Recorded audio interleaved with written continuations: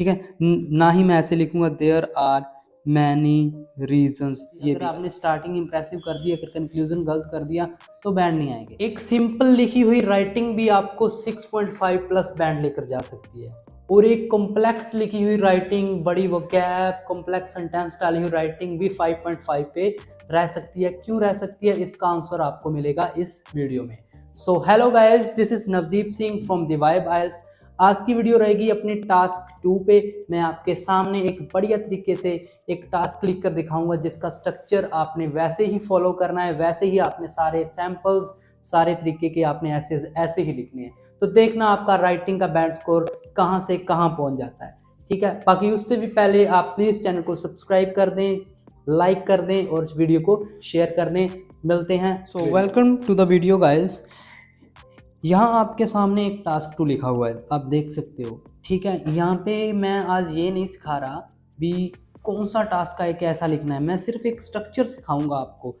ये मैटर नहीं करता आपका आसान है टास्क या फिर डिफ़िकल्ट है, लेकिन अगर आपने जो मेरा बताया हो तरीका है वैसे लिखा तो डेफिनेटली हर एक टास्क ही आसान लगेगा आपको, चाहे वो आसान है, चाहे किसी भी पर भी बेस्ड है, चाहे आपका इन्वायरमेंट पे, टेक्नोलॉजी पे, किसी पे भी बेस्ड है। सो वीडियो के साथ जुड़े रहें और एंड तक देखना, कंक्लूजन तक, क्योंकि कई बच्चे सोचते हैं भी कंक्लूजन ऐसा ही है। जितना इंपॉर्टेंट कंक्लूजन है ना, तो कोई भी चीज़ नहीं है। सो वीडियो के साथ जुड़े रहें। हर एक चीज़ का अपने अपना एक इम्पोर्टेंस होती है। सो लेट्स सी भी टॉपिक क्या कह रहा है। सबसे पहले टॉपिक कह रहा है भी some people say that art, music and drama are also important as other subject in the primary level.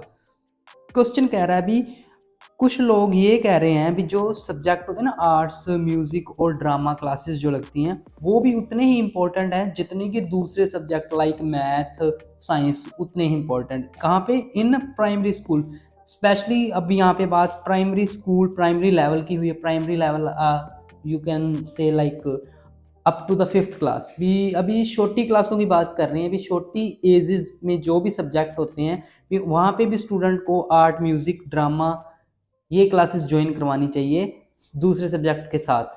ठीक है, अब टास्क क्या है, डू यू एग्री और डिसएग्री, और टाइप आपके सामने है डू यू एग्री है और डिसएग्री है।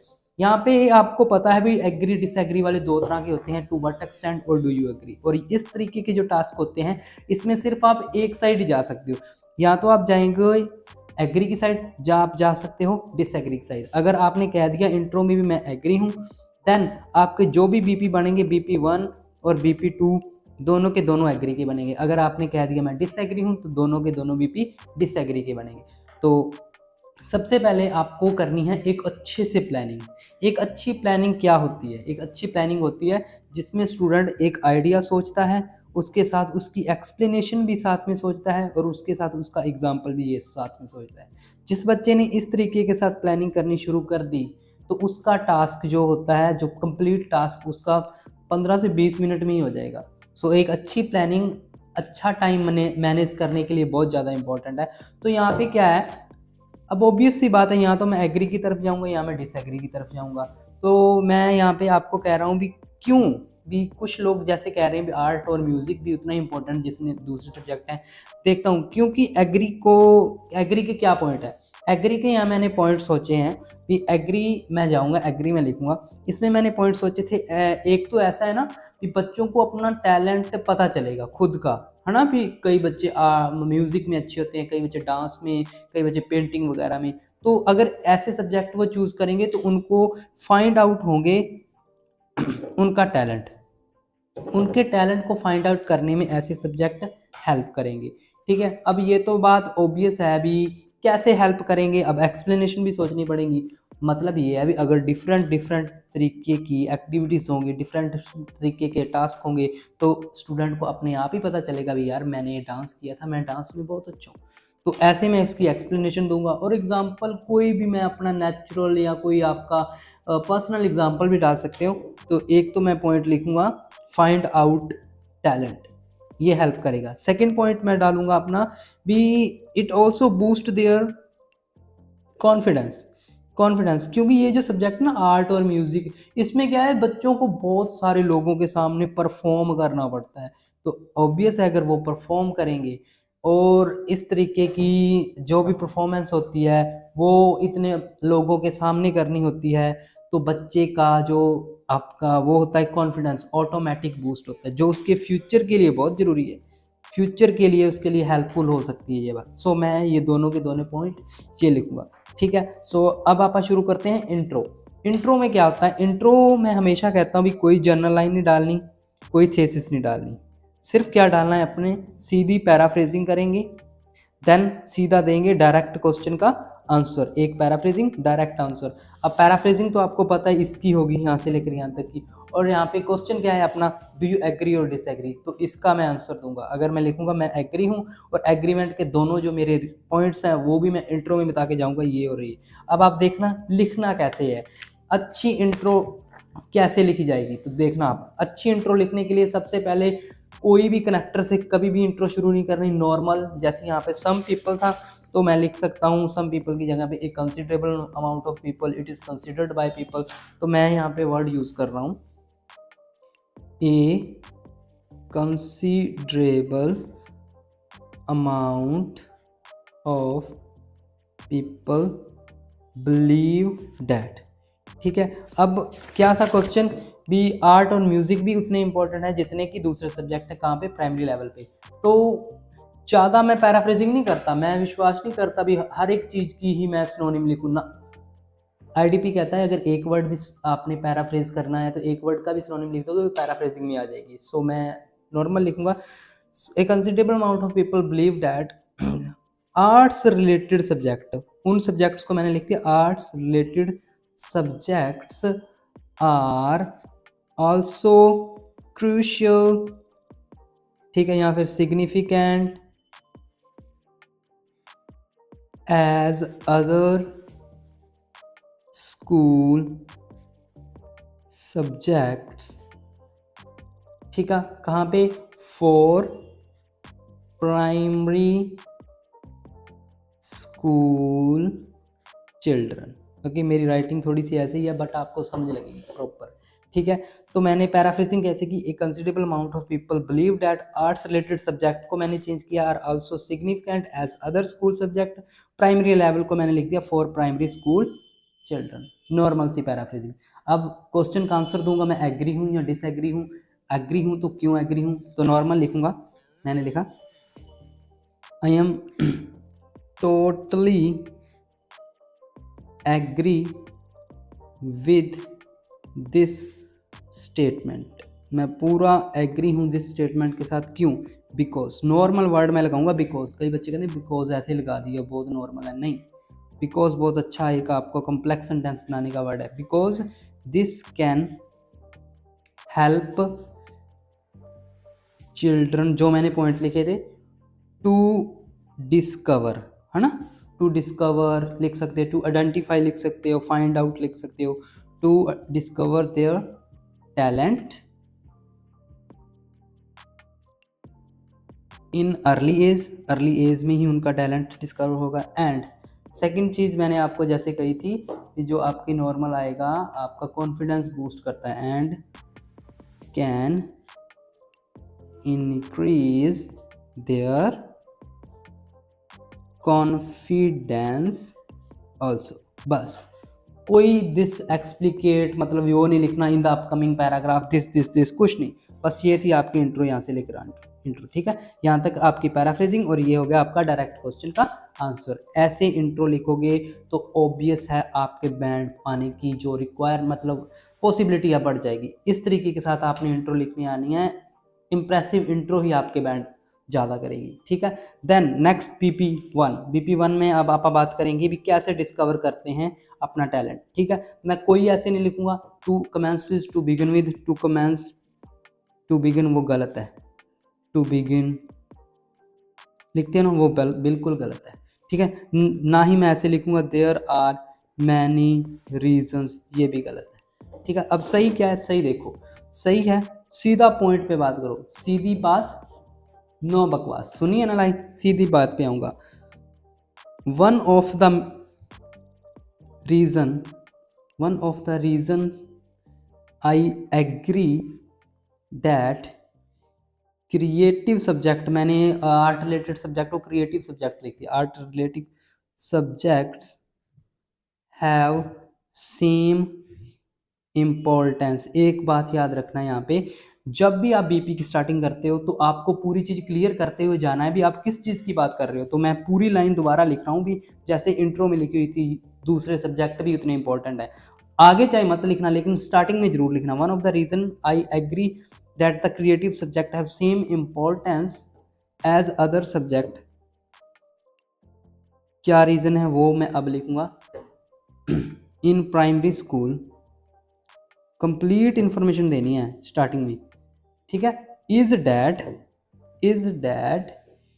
इट अलाउज स्टूडेंट्स टू, वहां पे मैंने डिस्कवर लिखा था, यहाँ पे मैं फाइंड आउट लिख देता हूँ, find out their potential talent,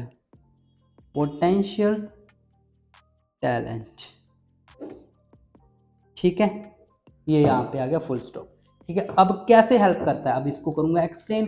to explicate, to explain it तो बिल्कुल नहीं लगाना, सीधा मैं लिखूंगा दिस मीन्स डैट, इसका मतलब ये है।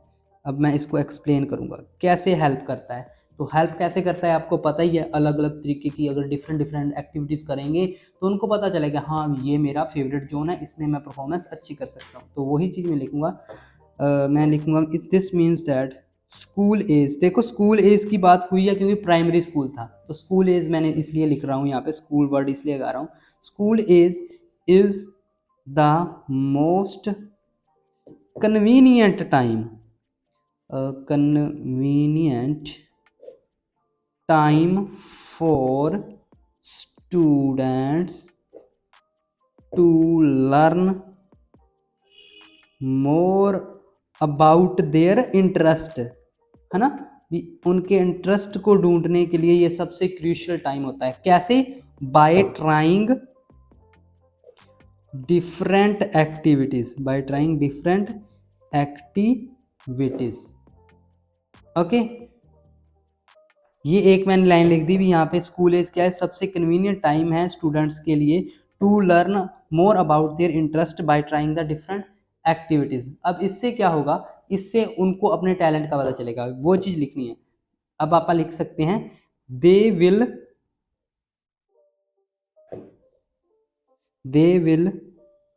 प्रोबेबली, शायद, है ना, probably not have any chance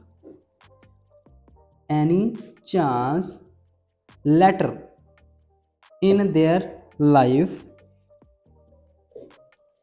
to discover because they will, मैंने लिखा है भी शायद अगर इस एज में उन्होंने ये चीज पता लगा ली मेरा कौन सा टैलेंट है तो अच्छा है, क्योंकि आने वाली जो आगे वाली एज है वो इतने बिजी बन जाएंगे, they will be busy with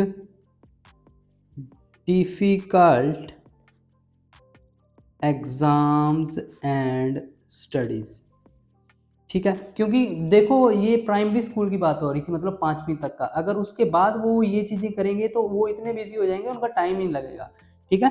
तो when they get older, when ऐसे लिख सकते हैं when they get older.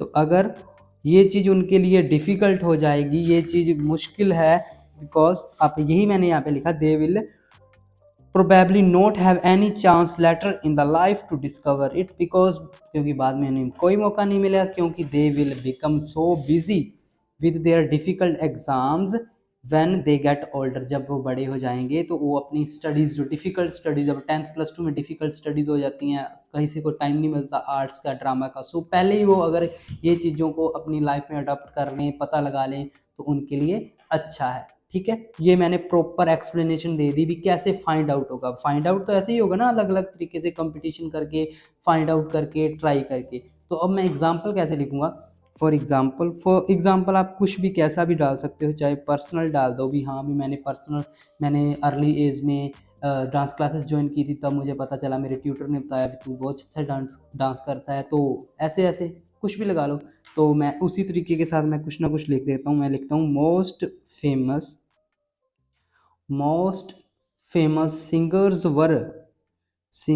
Were discovered most famous singers were discovered by their music teachers at school from a young age. ये देखो, तो वही मैंने लिख दिया। अभी ज़्यादातर जो फेमस सिंगर्स थे उनको उनके म्यूजिक टीचर ने यंग एज में ही पहचान लिया था, भाई तू आगे चलकर एक बहुत बड़ा सिंगर बनेगा। तो आप ऐसे भी एक सक्सेसफुल ऐसे लिख सकते हो बिना कोई वोकैब बड़ी बड़ी डाले। बस ऐसे क्या है, ऐसे राइटिंग है भी इजी टू अंडरस्टैंड चीज़ें डालना। अगर आपने जो आइडिया लिखा वो चीज़ आगे अगले बंदे को इजी टू अंडरस्टैंड है, अगले बंदे को समझ लग गई, अगर आपने उसको अच्छे से एक्सप्लेन कर दिया तो आपके ऐसे के बहुत बैंड मिलेंगे। अगर अगले बंदे को समझ ही ना आया, अगर आपका ऐसे ही कुछ कह रहा है कोई कुछ कह रहा है तो नहीं आएगा। देखो कई बच्चों के ना मेरे पास मैसेज भी आए हैं और कईयों ने कमेंट वगैरह भी करते हैं, सर आपने कहा था सिंपल लिख के आना, हम सिंपल लिख के आए तो 5.5 रह गए। देखो सिर्फ सिंपल लिखने से थोड़ी बात बनेगी, सारा कुछ मैटर करता है। अगर आप अब ऐसे यहाँ पे प्राइमरी स्कूल पे अब आप इस ऐसे को बड़े बच्चों को अडल्ट की तरफ ले जाओगे तो उसके बैंड कहाँ से आएंगे। टास्क रिस्पॉन्स भी एक चीज़ होती है, हर एक चीज़ को साथ में लेके चलना पड़ेगा। मैं सिंपल वर्ड इसलिए लिखाता हूँ भी आप वो वोकैबलरी के चक्कर में मत पड़ो, टास्क रिस्पॉन्स पे ध्यान दो, लेकिन लिखो तो टास्क पे, तो ही बात बनेगी। ठीक है, अब मेरा पॉइंट था भी फाइंड आउट करते हैं, है ना। फाइंड आउट कैसे करेंगे, ट्राई न्यू एक्टिविटीज़, ये मैंने यहाँ पे लिखा है। तो उसका फ़ायदा क्या होगा, क्योंकि अब अगर, और दूसरा पॉइंट ये था भी स्कूल एज में ही क्यों, स्कूल एज में इसलिए क्योंकि तब उनके पास टाइम है, बाद में वो डिफ़िकल्ट एग्ज़ाम में बिज़ी हो जाएंगे, स्टडीज़ में बिज़ी हो जाएंगे तो उनको नहीं मौका मिलेगा। तो वही मैंने एक एग्जांपल सीधा सा डाल दिया। ज़्यादातर जो सिंगर्स हैं वो डिस्कवर किए गए उनके टीचर्स द्वारा, कहाँ पे, यंग एज में ही, प्राइमरी एज में ही। तो ये था अपना BP number first. Now we turn toward our second BP. ठीक है, सेकंड बीपी में आपको मैंने लिखवाया था भी बूस्ट करता है अपना कॉन्फिडेंस। तो सीधा सीधा इसमें भी मैं जब बीपी शुरू करूँगा कोई कनेक्टर नहीं लगाऊंगा, कोई कुछ नहीं लगाऊंगा। ठीक है, तो अब इसको ऐसे शुरू करते हैं, music art and drama subjects also help to boost the confidence of students। ठीक है, उनका कॉन्फिडेंस बूस्ट करने में भी हेल्प करता है। अब कैसे करता है, इसके लिए मैंने दिस मीन्स लिखाया था, अब मैं लिखाऊंगा दिस इज़ बिकॉज। तो कैसे हेल्प करता है, देखो परफॉर्म करना पड़ता है बहुत से लोगों के द्वारा, और जब वो बच्चों के साथ सोशलाइज होते हैं, देखो ये जो डांस वगैरह है बच्चों के साथ बातचीत करेंगे ना, सोशलाइज होते हैं तो ऑटोमेटिक ही उनका जो कॉन्फिडेंस है ऊपर जाता है। ठीक है, अब इसको लिखना कैसे है, this is because that creative lessons जो आर्ट ड्रामा इनमें जो क्रिएटिव चीज़ें होती है, creative lessons teach students how to perform in the front of lots of people. कैसे परफॉर्म करना है इन इतने ज़्यादा लोगों के सामने, and give them a chance to socialize मतलब घुलना मिलना विद अदर स्टूडेंट्स, और उनको ऑल्सो एक चांस भी प्रोवाइड करवाता है दूसरे स्टूडेंट्स के साथ सोशलाइज होने में। तो जितना ज़्यादा एक बच्चा घुलेगा मिलेगा दूसरों के साथ बातें करेगा तो उसका कॉन्फिडेंस ऑटोमेटिक ही इंक्रीज होगा। एज ए रिज़ल्ट, कई बच्चों का ये मानना है कि सर रिजल्ट पहले लिखना एग्जाम्पल से कि बाद में, ये मैटर नहीं करता है, जहाँ मर्जी लिखो बस होना सही चाहिए, मेरा तो यही मानना है। As a result students can realize their real potential. तो इससे क्या होता है, भी उनको अपने रियल पोटेंशियल का पता चलता है, एंड एक्ट मोर, आप लिख सकते हैं एक्ट मोर कॉन्फिडेंटली, और वो और अच्छे से कॉन्फिडेंटली जो परफॉर्म करते हैं। ठीक है, तो ये आपका हो गया अपना सेकंड बीपी। और इसमें एग्जांपल आप देखते हैं, फॉर एग्जांपल इसका आप एग्जांपल कोई भी नॉर्मल सा एग्जांपल लगा दो कि जो बच्चे, अब कॉन्फिडेंस के साथ ही लगाना पड़ेगा ना, तो आप साइकोलॉजिस्ट वाला देखते हैं, एग्जांपल फिट करते हैं। Many psychologists suggest to students who are struggling with depression, नहीं, social anxiety लिख देते हैं, social anxiety, to take drama lessons as it helps to enhance confidence को रिलेट करना ही पड़ेगा, तो मैंने कॉन्फिडेंस किया। तो बहुत से साइकोलॉजिस्ट हैं जो बच्चों को सजेस्ट करते हैं, अगर आपको कोई डिप्रेशन है, अगर आपको कोई सोशल एंजाइटी है, तो प्लीज़ आप क्या करें, ड्रामा और आर्ट के लेसन्स को अपने डेली लाइफ में इन्वॉल्व कर लें। ये आपका कॉन्फिडेंस इंक्रीज करेगी और एज ए स्ट्रेस बस्टर भी काम करेगी आपको एंजाइटी से दूर करने के लिए। तो ये थी एक सिंपल राइटिंग। ऐसे लिख के आना है आपने बीपीज को। कोई ऐसा एक भी वर्ड दिखा दो जो आप कहोगे सर ये वर्ड तो मैंने कभी सुना ही नहीं, कोई यहाँ पे किसी भी तरीके की कोई वोकैबलरी नहीं मैंने डाली, कोई वोकैबलरी नहीं डाली, ना मैंने कोई कॉम्प्लेक्स सेंटेंस फॉर्मेशन बनाई, सिंपल लिखी आपके सामने देख सकते हो। ठीक है, ऐसे मैंने इंट्रो की, देन BP1 की फॉर्मेशन, BP2 की formation, and in the last conclusion. कई बच्चे कंक्लूजन में ये गलती कर देते हैं, टू रेक्टिकुलेट इन द नटशेल, ऐसे लिख के आओगे कंक्लूजन में भी बैंड कर जाएंगे। ठीक है, एक कंक्लूजन क्या होता है, एक कंक्लूजन होता है सारे ऐसे का निचोड़, तो उसको लिखना कैसे है। अभी अगर आपने स्टार्टिंग इंप्रेसिव कर दी, अगर कंक्लूजन गलत कर दिया तो बैंड नहीं आएंगे। चलो मैं आपको बताता हूँ कि कंक्लूजन, एक अच्छा बढ़िया कंक्लूजन कैसे लिखना है एग्जामिनर को इम्प्रेस करने के लिए। इम्प्रेस करना है तो सिंपल लिखो इन कंक्लूजन, जो मैंने ऊपर लिखा वही, मैं दिस ऐसे completely agree that क्या था, music art and drama have same values as other subject. तो मैं एक अपना थोड़ा सा ओपिनियन भी दूंगा भी, हाँ भी मैं एग्री हूँ भी उन जो सारा कुछ है उनकी मतलब सेम इम्पोर्टेंस है दूसरे सब्जेक्ट के साथ। क्यों है, बिकॉज, तो जो मैंने चीज़ें ऊपर लिखी है वही मैं नीचे लिखूँगा, because it allow children to discover, कोई नई चीज़ नहीं मैं डालूंगा, देयर हिडन टैलेंट, उनका हिडन टैलेंट ढूंढने में हेल्प करेगा, एंड इंक्रीज देयर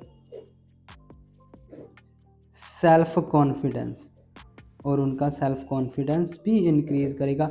ये था एक 7 to 7.5 बैंड का कंक्लूजन। तो ऐसे लिख के आना है अपने कंक्लूजन, ऐसे लिख के आना है आपने ऐसे। बाकी हमारी इन्फॉर्मेशन आपको एक दे दूँ, हमारी ऑनलाइन क्लासेस रनिंग में है जिसकी टाइमिंग 6 to 8 है इवनिंग में। ठीक है, जिसमें स्टार्टिंग में हम राइटिंग करवाते हैं। ठीक है, 40 to 50 मिनट्स की राइटिंग है, जिसमें सारे सैम्पल में ऐसे लगभग 100+ सैम्पल्स हैं हमारे पास जो ऐसे हैं सिंपल जो आप करवाते हैं। Then reading, then listening, and last में इंडिविजुअल स्पीकिंग जाती है। जिस बच्चे को भी इन्वॉल्व होना हो हमारे कोर्स में तो ये नंबर्स हैं 8168321916 या फिर 9467488225। इन दोनों नंबर में से एक पे भी आप व्हाट्सएप करो और आपको सारी फ़ी वगैरह की इन्फॉर्मेशन है आगे मिल जाएगी, कैसे आपने एनरोल करना है।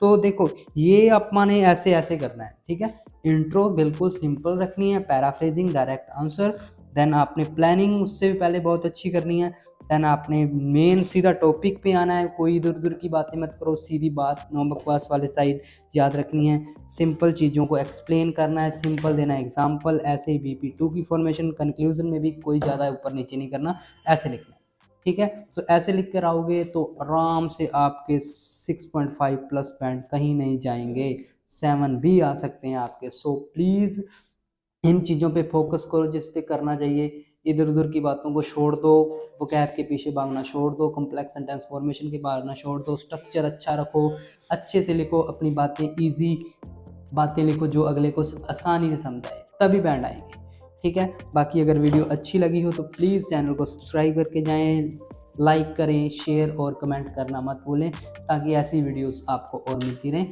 Thank you so much.